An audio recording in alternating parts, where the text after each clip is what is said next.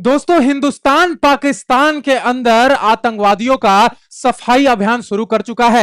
और दोस्तों, ये सफाई अभियान अभी से थोड़ी चल रहा है। ये सफाई अभियान 2014 से चल रहा है।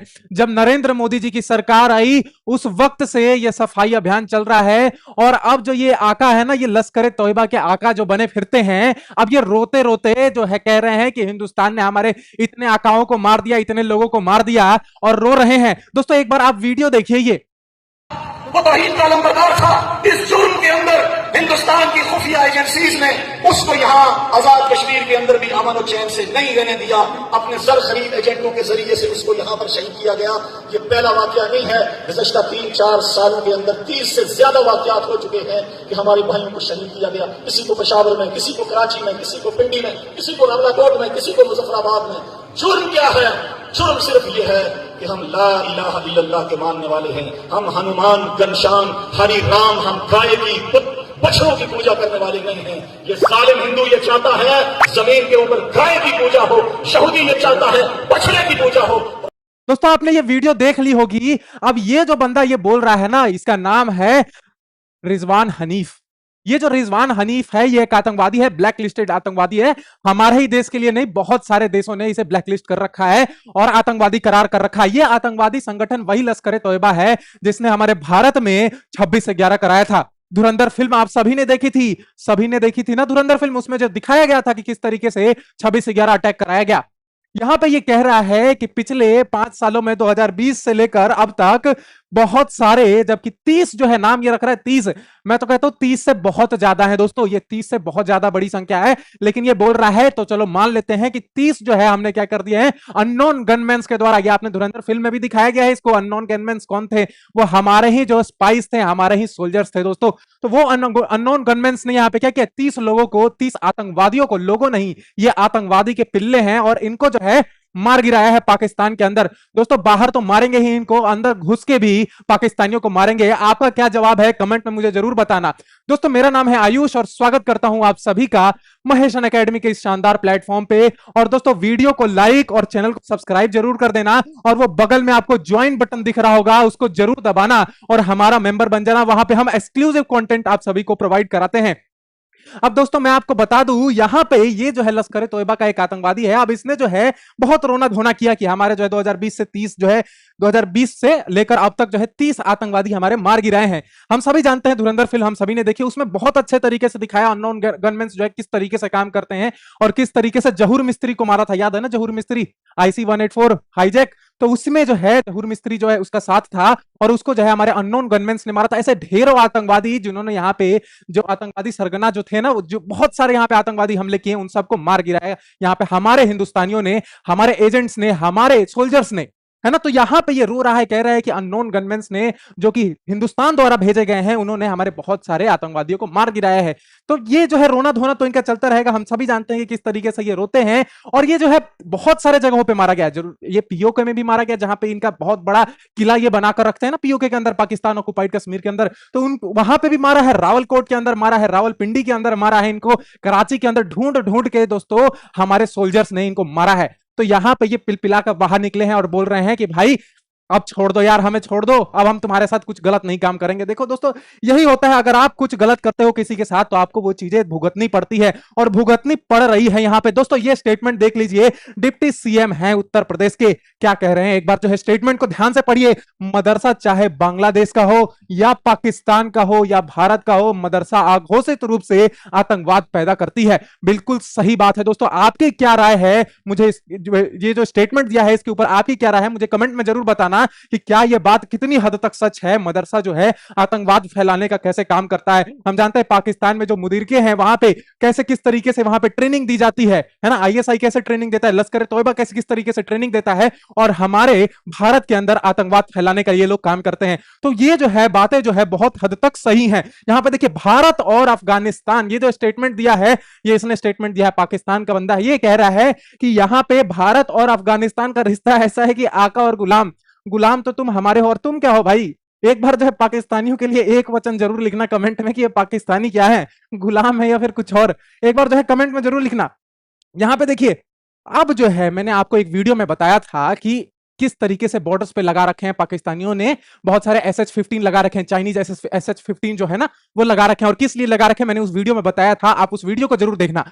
तो यहां पे इसका जवाब हमारे तरफ से आया। हमारा भी जवाब सुन लो भाई, हमने क्या जवाब दिया है। मिनिस्ट्री ऑफ एक्सटर्नल अफेयर्स ने कह रहा है will do what ever is necessary for national interest, अपने देश के लिए, देश हित के लिए जो भी जरूरत होगा हम करेंगे। मारना होगा घर में घुस के हम मारेंगे, जिस तरीके की जरूरत पड़ेगी हम उस तरीके का काम करेंगे दोस्तों। तो यहां पे सीधा जवाब मिनिस्ट्री ऑफ एक्सटर्नल अफेयर्स ने दे दिया है। यहां पे रणधीर जायसवाल ने सीधी बात बोली है कि हमें जो जरूरत पड़ेगी हम करेंगे, तुम्हें जो करना है तुम करो, लेकिन जब हमें लगेगा ना कि अब जो टाइम आ गया है तो फिर से जो है वो 7 मई वाला दिन जो है ना, 7 मई वाली रात तुम्हें फिर से याद दिला देंगे और फिर से जो है दिवाली से पहले तुम्हारा दिवाला निकाल देंगे दोस्तों। तो यहां पे ये सारी चीजें बोल दी रणधीर जायसवाल ने और सीधा जवाब दिया है पाकिस्तान को कि तुम्हें जो करना है भाई करो, जब हमें जरूरत पड़ेगी, हमें लगेगा कि यहां पे जो है तुमने बहुत ज्यादा कर दिया, सीधे घुस जाएंगे और सीधे मारेंगे तुमको, लाहौर तक हमारा झंडा लगेगा वहां पे लाहौर के ऊपर। दोस्तों इस बात पे कमेंट जरूर करना। यहां पे देखिए आपको बताता हूं और बहुत सारी चीजें हैं। ये देखिए एक बहुत बड़ी बात, आपने ये फिल्म भी देखी होगी और इस फिल्म में एक सीन है जब कहता है कि हमने मुंबई पर अटैक तो करा दिया, अब जो है पंजाब में भी एक बार अटैक करा देते हैं। याद है वो सीन धुरंधर के अंदर दिखाया गया था, वही बात यहां पे देख लो एक बार, वही बात यहां पे कही जा रही है। स्वतंत्रता दिवस 15 अगस्त जो है उससे पहले पाक का पंजाब में अशांति फैलाने का षड्यंत्र, हाई अलर्ट है पंजाब के अंदर। दोस्तों ये बातें जो है ना वो अभी से नहीं चल रही हैं, जब से ये आजाद हुए हैं ना तब से ये यही चीजें सोचते हैं कि पंजाब में हमला करवा देते हैं, कश्मीर में हमला करवा देते हैं, यहां हमला करवा देंगे, वहां हमला करवा देंगे। इनका कोई और तरीका है ही नहीं। ये जो है कुछ अच्छा काम कर ही नहीं सकते, कुछ बड़ा काम कर ही नहीं सकते। इनका बस यही है कि आतंकवाद को फंडिंग करो और हिंदुस्तान के अंदर आतंकवादियों को भेजो, बस हमारा यही काम है। दोस्तों धुरंधर फिल्म में भी बिल्कुल सही दिखाया है, वहां पे किस तरीके से कहता है कि पंजाब के अंदर जो है हम चाहते हैं कि पंजाब के अंदर के लोगों को भड़काया जाए, वैसा ही काम, वैसा ही षड्यंत्र जो है यहां पे भी रचा जा रहा था। देखिए दोस्तों 10 आतंकी मॉड्यूल जो है पिछले 7 महीने में पकड़े हैं। तो दोस्तों आप कहते हो ना कि इंटेलिजेंस क्या कर रही है, इंटेलिजेंस क्या कर रही है, देखिए भारतीय इंटेलिजेंस क्या कर रही है, यहाँ पे रॉ क्या कर रहा है, आईबी क्या कर रहा है, ये देखिए आप एक बार। जो है ये इंटेलिजेंस ना दिन रात काम करती है, ये छुट्टी पर कभी नहीं जाते, एनएसए कभी छुट्टी पर नहीं जाते, यहां घूमने वहां घूमने, दिन रात अपने देश की सेवा में लगा देते हैं। तो ये जो चीजें हैं हमेशा हमारा भारत जो है हमेशा अलर्ट रहता है कि कब जो है ये क्या कर दे, इनका कोई ठिकाना थोड़ी है यार। उस फिल्म में भी ये दिखाया गया था कि उनको जो है हमें जो है हमेशा चौकन्ना रहना पड़ता है, लेकिन उनको एक मौका मिल जाता है अटैक करने का तो वो अटैक कर देते हैं। देखो किस तरीके से यहाँ पे हमारी एजेंसियां हमें दिन रात सुरक्षित रखने के लिए लगी रहती हैं, हमेशा दिन रात जो है काम करती रहती हैं। यहाँ पे देखिए पंजाब का जो मामला है ना दोस्तों, ये आज से नहीं, इस फिल्म में भी दिखाया गया था। देखिए किस तरीके से ड्रग्स जो है सप्लाई की जाती है ना, किस तरीके से बॉर्डर पार कराया जाता है ड्रग्स को, और यहाँ के पंजाब के युवाओं को किस तरीके से ड्रग्स की लत में फंसाया जाता है। और मैंने आपको बताया था पिछले बहुत सारे वीडियोस में कि अगर किसी कंट्री पे आपको आक्रमण करना हो, चाहे किसी कंट्री पे कब्जा करना हो ना, तो उसके 2 ही तरीके हैं। पहला तरीका है कि आप उसमें आर्मी भेज दीजिए, वो कैप्चर कर लेगी, खत्म मामला। दूसरा तरीका है कि आप वहां के लोगों को भड़काइए, इन्फ्लुएंस करिए, और यही सालों से 2047 के बाद से सालों से, साल दर साल यही करता आ रहा है। पाकिस्तान भी यही करता है दोस्तों, अमेरिका भी यही करता है, और चाइना अपना इन्फ्लुएंस जो है सोशल मीडिया के जरिए किस तरीके से नैरेटिव फैलाता है यह आप सभी को पता है। यहां पे देखिए पाक तस्करों ने ड्रोन से 50 करोड़ का हेरोइन जो है जब्त किया है। सोचो 50 करोड़ की हीरोइन, इसमें 11 पिस्टल हैं, 100 कारतूस हैं। देखो एक बार सोचो 100 कारतूस और 50 करोड़ का हीरोइन, कितना बड़ा ड्रग्स का यहाँ पे रैकेट जो है पकड़ा है यहाँ पे। तो देखो इस तरीके से जो है मैंने आपको बताया। दूसरा तरीका जो है भारत के लिए ये काम करते हैं। पहला तरीका ये कभी इनके मंसूबे जो हैं कभी जो है सफल नहीं हो पाते हैं, क्योंकि हमारी आर्मी, हमारी इंटेलिजेंस हमेशा तैयार रहती है इनके लिए कि भाई आओ देख लेंगे तुमको, आ जाओ तुम, है ना। तो लेकिन दूसरा तरीका जो है ना, भारत के लोग जो है बरगला जाते हैं, भारत के लोग भड़क जाते हैं इन सब चीजों से और खुद में ही खुद को तोड़ने लग जाते हैं। देश तोड़ो वो लोग है ना, उनके लिए एक बार कमेंट करना दोस्तों। तो यहां पे बहुत सारी चीजें जो है करवाता है ये पाकिस्तान, पंजाब के अंदर करवाएगा, कश्मीर के अंदर करवाएगा, वहां के लोगों को भड़काएगा, क्योंकि ये बातें जो है ना वो आज से नहीं चल रही हैं, ये बातें जो है बहुत सालों से चल रही हैं। देखिए किस तरीके से पंजाब के अंदर जो है ड्रग्स क्राइसिस, बहुत पुरानी जो है बात है ये, Punjab still faces serious drug crisis, government change but problem persist. दोस्तों सरकारें बदल जाती हैं यहाँ पे, लेकिन ड्रग्स वाला जो मामला है ना वो वैसा का वैसा रहता है। बहुत सारी फिल्में भी बनी पंजाब के ड्रग्स के ऊपर, लेकिन ये जो मामला है वो वैसा का वैसा ही रह जाता है। देखिए millions estimated to be affected, भाई मिलियंस में यूथ जो है इससे अफेक्टेड है। बिल्कुल सही बात है, अगर आप जो है अगर आपको किसी कंट्री को नुकसान पहुंचाना है, वहां के यूथ को आप भड़का दीजिए, आप कंट्री को आराम से नुकसान पहुंचा देंगे। आपको समझ में आ गया होगा कि मैं किसकी बात कर रहा हूं यहाँ पे। देखिए court have called situation alarming, alarming situation, high alert पर है दोस्तों। अभी जो है मैंने आपको षड्यंत्र के बारे में बताया, और वो सारी चीजें हमारी इंटेलिजेंस हमेशा काम करती रहती है इन सारी चीजों के ऊपर। और भी चीजें मैं आपको दिखाता हूं। देखिए किस तरीके से जो है यहाँ पे किस तरीके से बॉर्डर पार कराया जाता है। देखो ये लाहौर जो है ना, कितना सटा हुआ ये बॉर्डर एरिया है, और ये क्या करते हैं, बॉर्डर पार करा देते हैं इस पर ड्रोन से, किसी भी तरीके से ड्रोन के नीचे नीचे अंडरग्राउंड पार करा देते हैं, और ये सीधा पंजाब के अंदर जाता है, और वहां के युवाओं जो है नशे के लत में पड़ जाते हैं, है ना। अब नशे में पड़ जाओगे तो फिर क्या, कोई काम धंधा करना ही नहीं है ना। नशे में पड़ गए, फिर उसके बाद जो है लूट मार करने लगे, चोरी डकैती होने लगी, और क्या। तो यही सारी चीजें, क्राइम्स बहुत ज्यादा बढ़ जाता है इससे, अगर आप किसी युवा को जो है ड्रग्स की लत में डाल देते हैं, और मिलियंस इससे अफेक्टेड हैं। तो आप समझ सकते हैं, सोच सकते हैं कि कितना ज्यादा इससे क्राइम बढ़ता है किसी भी स्टेट के अंदर। यहाँ पे देखिए, अब यहाँ पे पाकिस्तान जो है बहुत बौखला गया है ना। मैंने आपको बताया था कि किस तरीके से बॉर्डर पे वहां पे लगा रखा है। तो देखो इसकी इंटरनली किस तरीके से बेइज्जती हो रही है। देखो बलूचिस्तान ने 11 अगस्त को घोषित कर दिया है स्वतंत्रता दिवस। अब जैसे ये पाकिस्तान को पता चला ना भाई, वो भड़क गए कि भाई ये क्या कर रहा है। और जो है बलूचिस्तान वालों ने कहा है कि हमें जो है बस भारत का सपोर्ट चाहिए, इसके बाद जो है हम क्या करेंगे, अपने आप को आजादी घोषित कर देंगे। दोस्तों ये मामला जो है ना, ये बहुत बड़ा है। बलूचिस्तान वाला एरिया हम जानते हैं, ग्वादर पोर्ट वहां पे है, पाकिस्तान जहां पे है नीचे जो है अरेबियन सी के पास ग्वादर पोर्ट है, और वो ग्वादर पोर्ट किसका है, चाइना का है। अब चाइना वहां से रूट बनाना चाहता है कि डायरेक्ट जो है हम सप्लाई करें ट्रेड, और ये बलोची जो वहां पे जो है वो रोक देते हैं कि भाई यहाँ पे नहीं बनाने देंगे हमें, जब भी आते हैं बनाने मार के भगा देते हैं इनको। तो ये वाली चीज ना, इससे पाकिस्तान जो है बहुत खफा रहता है। और यहाँ पे जैसे ही ये बात बोली, वैसे ही जो है पाकिस्तान उलबुला उठा कि भाई ये क्या कर रहे हो यार। तो देखो यहाँ पे अंदर तो इनका इंटरनल बेइज्जती हो ही रहा है, एक्सटर्नल बेइज्जती हम जानते हैं वर्ल्ड पॉलिटिक्स में इनका किस तरीके से जो है सारी जो देश जो है किस तरीके से इनकी इज्जत की धज्जियां उड़ा देती हैं। तो यहाँ पे इंटरनली इनका वॉरफेयर तो दोस्तों चलता ही रहेगा, इसमें कोई ऐसा दो राय नहीं है। यहाँ पे देखिए, national anthem, national flag, territory control, external presence, दोस्तों ये सारी चीजें बलूचिस्तान कर चुका है। दोस्तों आज से नहीं, ये 11 अगस्त वाला मामला ना कि 11 अगस्त को हम जो है अपनी आजादी मनाएंगे, ये 1947 के अंदर ही हो चुका था, जब ये पाकिस्तान 14 अगस्त को आजाद हुआ, और इन्होंने उससे 3 दिन पहले ही 11 अगस्त को कह दिया कि भाई हम आजाद हैं, है ना। लेकिन उस टाइम जो है किसी का सपोर्ट नहीं मिल पाया बलूचिस्तान को कि वो आजादी जो है लोग जो है माने कि जो है बलूचिस्तान एक सेपरेट कंट्री है, एक सेपरेट एंटिटी है। उस टाइम लोगों ने नहीं माना। तो उसके बाद जो है अगले ही साल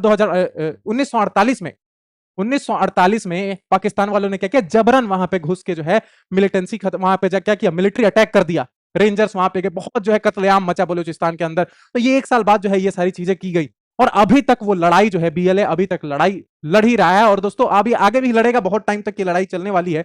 लेकिन यहाँ पे देखिए, अब ये तो मैंने कर ली पाकिस्तान की बात, अब देखिए थोड़ी सी भारत की बात कर लेता हूं कि भारत किस ऊंचाइयों पर छू रहा है, किस ऊंचाइयों को छू रहा है। देखिए एक बार, PM Modi is one of our greatest friend. ये कौन कह रहा है, बेंजामिन नेतन्याहू। इजराइल कोई ऐसा वैसा देश नहीं है दोस्तों, सुपर पावर है एक तरीके का, उसकी मिलिट्री आप जानते हैं किस तरीके का उसका डिफेंस है, आप भली भांति इससे जो है अवगत हैं। यहां पे देखिए, Netanyahu says Israel is investing heavily in India ties. देखिए बोल रहे हैं कि पीएम मोदी हमारे ग्रेटेस्ट फ्रेंड है, सबसे घनिष्ठ मित्र है पीएम मोदी। और दोस्तों ये ओहदा जो है ना, वो मेहनत से मिलता है, इस तरीके से नहीं मिलता है। इसके लिए डिप्लोमेसी चाहिए, इसके लिए जो बहुत सारी चीजें मैं आपको बोलता हूं कि जियोपॉलिटिक्स में जिस तरीके से भारत स्टैंड करता है, कोई दूसरी कंट्री उस तरीके से स्टैंड कर ही नहीं सकती। सोचो, एक तरफ वो रशिया के साथ रिलेशन बना के रखता है, अच्छे रिलेशन बना के रखता है, दूसरी तरफ जो है यूएस के साथ भी वो डिप्लोमेसी करता है। सोचो कितना जो है यहाँ पे डिफरेंट डिफरेंट रोल है इसका। कभी जो है ईरान के साथ भी उसकी अच्छी दोस्ती है, और इजराइल के साथ भी दोस्तों अच्छी दोस्ती है। कितनी जो है यहाँ पे खूबी होनी चाहिए, यहाँ पे प्लानिंग प्लॉटिंग बहुत ज्यादा चलती है, और इंटेलिजेंस जो है इस पर बार बार काम करती रहती है। इस तरीके से जो है यहाँ पे जियो पॉलिटिक्स खेला जाता है। देखिए यहाँ पे जो है इजराइल के साथ तो काम कर ही रहा है, ईरान के साथ भी उसके ठीक रिलेशन है। यहाँ पे ईरान में भी जो दूतावास है वहां के, तो वहां पे एक नए जो है एम्बेसडर भेजे गए हैं। अभी अभी नया एम्बेसडर जो है बनाया गया है, वहां पे जो है जाएंगे वो। ठीक है, तो यहां पे देखिए, speaking about Israel foreign relation, Netanyahu said India remains one of the key countries with which Israel is strengthening ties. सही बात है, यहां पे बहुत सारे देशों ने कहा कि यार इसका कौन साथ देगा इजराइल का, लेकिन तब दोस्तों भारत खड़ा हुआ, हमारे पीएम मोदी खड़े हुए कि हम साथ देंगे आपका।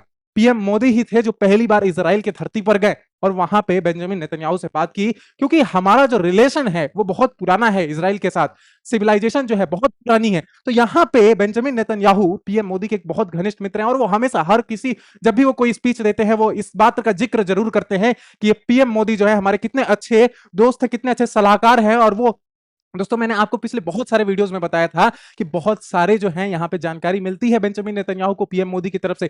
डेली कॉल पर बात होती है, यहाँ पे बातें होती हैं कि कैसे यूएस और ईरान का वॉर किस तरीके से हमें ले जाना है। दोस्तों सामने ये बातें नहीं आती हैं, इसका मतलब ये नहीं कि भारत कुछ बात नहीं करता। दोस्तों आपको बताऊंगा आगे, आपको बताऊंगा किस तरीके से डिप्लोमेसी चलती है। देखिए, we need to cultivate additional alliance, Netanyahu said. Netanyahu ने कहा कि अब और भी हम ट्रेड्स करेंगे भारत के साथ, सिर्फ डिफेंस से ही रिलेटेड नहीं, डिफेंस में तो कर ही रहे हैं, लेकिन और भी बहुत सारे ट्रेड्स होने वाले हैं। सोचिए दोस्तों, और भारत जो है बहुत सारे लेबर्स वहां पे प्रोवाइड करता है, ज्वेलरी का बहुत ज्यादा वहां पे क्या करता है, एक्सपोर्ट करता है। आपको बताता हूं अभी कि ज्वेलरी का कितना जो है एक्सपोर्ट है यहाँ पे। देखिए, तो जब मैं आपको बताता हूं कि इजराइल के साथ हमारे बहुत पुराने संबंध हैं, तो ये देखिए, in 1999 Israel was the only country that directly help India in the Kargil war by providing arms and ammunition and laser guidance missile. 1999 में किस तरीके से हेल्प किया, इजराइल ने डायरेक्टली हेल्प किया। दोस्तों इनडायरेक्टली बहुत सारी कंट्रीज ने हेल्प की, लेकिन यहां पे डायरेक्टली हेल्प किसका आया, तो पहले इजराइल का आया। दोस्तों जब आपको पता है ना, जब वो रॉ के एजेंट्स ने बताया था कि यहां पे खान रिसर्च फैसिलिटी में यहां पे क्या हो रहा है, जो है पाकिस्तानी न्यूक्लियर बना रहे हैं, तो वहां पे सबसे पहले जो खड़ा हुआ ना भारत के साथ, वो था इजराइल। मोसाद सबसे पहले आया और बोला कि हम जो है तुम्हारे साथ मिलकर क्या करेंगे, मारेंगे पाकिस्तानियों को। तो यहां पे सब हम जानते हैं, बहुत पुरानी ये बात है, लेकिन हमारे जो है सिविलाइजेशन, हमारी जितनी भी सारी चीजें इजराइल के साथ बहुत पुरानी है, बहुत पुरानी मित्रता है। देखिए और भी बता दो, Israel even offered help to India during 26/11 attack. Mumbai में जो अटैक हुआ था वहां पे भी बहुत हेल्प की थी, बहुत हेल्प ऑफर की थी। और अभी आपको बता दूं, कुछ टाइम पहले जो है इजराइल का वो आयरन डोम जो आप जानते हैं बहुत फेमस है, ऑफर किया कि भाई हम आपको देते हैं टेक्नोलॉजी, आपको शेयर करेंगे आपके साथ, हम सिर्फ आपको आयरन डोम देते नहीं है, हम टेक्नोलॉजी भी शेयर कर देंगे, को प्रोडक्शन करेंगे हम आपके साथ। ये बहुत कम कंट्रीज के साथ करता है इजराइल। समझो इस बात को। When India face challenges of Covid, Israel send medical aid including oxygen. यहां पे देखो, कोविड के टाइम में भी हेल्प किया, इतनी सारी हेल्प जो है इजराइल ने हमारी किया, और बदले में हमने भी बहुत हेल्प की है इजराइल की, है ना। चाहे डिफेंस के मामले में ले लो, बहुत सारी चीजों में, ट्रेड के मामले में ले लो, हम बहुत हेल्प करते हैं इजराइल की, इसलिए हमारे बहुत घनिष्ठ अच्छे रिश्ते हैं। देखिए किस तरीके से जो है भारत एक्सपोर्ट करता है, जेम्स एंड ज्वेलरी सबसे ज्यादा एक्सपोर्ट है, $613 मिलियन। यहां पे देखिए, उसके बाद इंजीनियरिंग गुड्स हो गया, इलेक्ट्रॉनिक्स आइटम एक्सपोर्ट करते हैं, केमिकल्स एक्सपोर्ट करते हैं, राइस, प्लास्टिक प्रोडक्ट्स, एपरल्स, कॉटन हो गया, ग्लासवेयर हो गया, मेडिकल ड्रग्स। मेडिकल के मामले में हम कितना आगे हैं, ये आप भली बात ही जानते हैं कि इंडिया टॉप रैंक पे आता है मेडिकल के मामले में, यहाँ का डॉक्टर्स जो है टॉप रैंक है। तो यहाँ पे देखिए किस तरीके से टोटल एक्सपोर्ट कितना करता है, $2.1 बिलियन जो है भारत एक्सपोर्ट करता है, और इंपोर्ट करता है $1.9 बिलियन। मतलब जो है हम इंपोर्ट जो है कम करते हैं, मतलब इजराइल से हम कम लेते हैं, और एक्सपोर्ट बहुत ज्यादा करते हैं। सोचो ये जो है कितनी अच्छी बात है। यहाँ पे देखो कितना ट्रेड सरप्लस हमारा $500 मिलियन का है ना। तो हम जो है सारी चीजों का ध्यान रखते हैं, इस तरीके से हम इजराइल की भी मदद करते हैं। ट्रेड रिलेशंस बहुत अच्छे हैं हमारे इजराइल के साथ, सिर्फ डिफेंस डील हम नहीं करते हैं, बहुत सारी चीजें होती है। देखो एक बात और बता दूं, यहाँ पे ये है IMEC कॉरिडोर, ये बन रहा है। देखो किस तरीके से यहाँ पे डायरेक्टली इंडिया और इजराइल कनेक्ट होंगे। ये देखो इंडिया और इजराइल देखो किस तरीके से कनेक्टेड है। यहाँ पे बहुत सारे ट्रेड रूट्स होते हैं इजराइल के, बहुत सारे ट्रेड्स होते हैं, सिर्फ डिफेंस में नहीं। देखो और बताता हूं आपको, बहुत सारी चीजें हैं बताने के लिए कि देखो इजराइल का मैंने आपको बताया कि किस तरीके से आयरन डोम और आयरन बीम की टेक्नोलॉजी ट्रांसफर की बात की थी इजराइल ने, और ये चीजें बहुत लोगों को नहीं देता है, ये कुछ ही लोगों, कुछ चंद लोगों को, और उस चंद लोगों में हमारा भारत आता है, क्योंकि भारत ने वो ओहदा कमाया है, वो विश्व पटल पर वो चीज कमाई है। इसलिए जो है ये सारी कंट्रीज जो है हमारे लिए आगे आती हैं कि भाई हम भारत के लिए काम करेंगे, कि भारत ने वो सारी चीजें कमाई हैं। विश्व गुरु बनने की जो है कगार पर है अब भारत। यहाँ पे और भी बहुत सारी चीजें आपको दिखाने के लिए। देखिए और आगे देखिए, अब मैं आपको कुछ चीजें बताऊंगा। दोस्तों मैंने एक वीडियो बनाई थी, उसमें मैंने कह दिया था कि यहाँ पे फोन कॉल पर बात हुई थी, बहुत लोगों ने यहाँ पे बोला कि भाई तुझे कैसे पता है ये वो। तो यहाँ पे देखिए एस जयशंकर है ये, इनकी बात किससे हुई, ईरानियों से हुई, ईरान से हुई।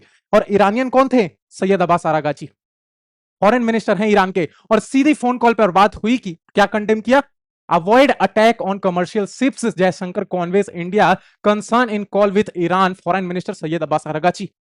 दोस्तों मैं अगर कुछ आपको बात बताता हूं ना, तो वो सारी चीजें मैं आर्टिकल्स पढ़ के, बहुत सारा रिसर्च करके आपके लिए लाता हूं वो सारी चीजें, कोई भी फेक न्यूज आपको मैं नहीं परोसता। यहां पे देखिए ये सीधी बात की फोन कॉल पर एस जयशंकर साहब ने कि भाई जो है आप जो ये शिप्स पे अटैक कर रहे हो उसको बंद कर दो, और इस वॉर को जो है आप एक तरीके से डिप्लोमेसी से इसको खत्म किया जाए, क्योंकि भारत इसी में बिलीव करता है। भारत जो है अहिंसा पे बिलीव करता है, ना कि हिंसा पे कि आप किसी को मार दो, किसी को काट दो। तो ये सारी चीजों पर भारत बिलीव नहीं करता, और वो चाहता है कि यूएस और ईरान का वॉर डिप्लोमेसी से खत्म हो जाए, नेगोशिएशन से खत्म हो जाए। तो इसी पे बातचीत हुई थी एस जयशंकर साहब की, और इसीलिए जो आप देखते हैं कि आगे जो है ट्रंप ने किस तरीके से कॉल ऑफ कर दिया था वॉर, किस तरीके से अब वॉर जो है धीरे धीरे ठंडा पड़ रहा है, क्योंकि भारत भी दबाव बना रहा है इस पे। हमें वो बात अलग है कि ये आम जनता तक ये सारी चीजें नहीं पहुंचती हैं, इसका मतलब ये नहीं कि ये सारी चीजें होती नहीं, ये सारे सरफेस लेवल के नीचे की बात है। आप सरफेस लेवल की ऊपर की चीजों को सुनते हैं या फिर देखते हैं, लेकिन अंडरग्राउंड में क्या चल रहा है, क्योंकि डायरेक्टली यहां पे इंडिया नहीं आ सकता, डायरेक्टली इस यूएस और ईरान वॉर में डायरेक्टली इंडिया पार्टिसिपेट नहीं कर सकता, इसलिए क्या करता है, वो सरफेस लेवल के नीचे से प्रेशर बनाता है यहाँ पे दोनों कंट्रीज के ऊपर कि भाई आप नेगोशिएशन करके इस वॉर को खत्म कीजिए। तो यही बातें हुई यहाँ पे एस जयशंकर साहब की और यहाँ पे सैयद अब्बास अरागाची की। तो इनकी बात जो है, इसकी बात होने के बाद एक चीज और मैं आपको बता देता हूं, एक लास्ट जो है चीज ये क्या है, ट्रंप ने क्या बोला है, ट्रंप ने बोला है कि जो ऑपरेशन सिंदूर हुआ था ना वो मैंने रुकवाया था। अभी जो ये बहुत टाइम से बोल रहा है, लेकिन अब जो है लेटेस्ट बोला है, देखिए एक दिन पहले जो है ये बात बोली है और कह रहा है कि that was raging, Trump renews claim of stopping India Pakistan war with tariff threat. दोस्तों टेरिफ थ्रेट से हम डरने वाले हैं क्या? अब टेरिफ से हम डरेंगे? इनको नहीं पता है कि हम किस तरीके से रशिया के साथ डील कर रहे हैं। हमने हम पे 50% टेरिफ लगा दिया, हम डरे क्या? क्योंकि हम जानते हैं कि हम क्या हैं, हम किस तरीके से इससे डील कर सकते हैं। हमारी डिप्लोमेसी इस तरीके से है कि हम हर चीजों को, कोई भी परेशानी आएगी हम टैकल कर ले जाएंगे उस चीजों को। तो ये जो है ट्रंप जो है ये समझता है कि जिस तरीके से आसिफ मुनीर को जिस तरीके से बना रखा है ना, उस तरीके से हमारा भारत है। लेकिन ये भारत, मैं फिर से बोलता हूं, ये भारत जो है वो नया भारत है, ये भारत हमारे नरेंद्र मोदी जी का है और ये भारत कभी झुकता नहीं है, ये भारत झुका देता है। तो यहां पे ट्रंप की जो बचकानी बातें हैं ये तो चलती रहेंगी। मिलता हूं आपसे अगले वीडियो में, तब तक के लिए जय हिंद जय भारत।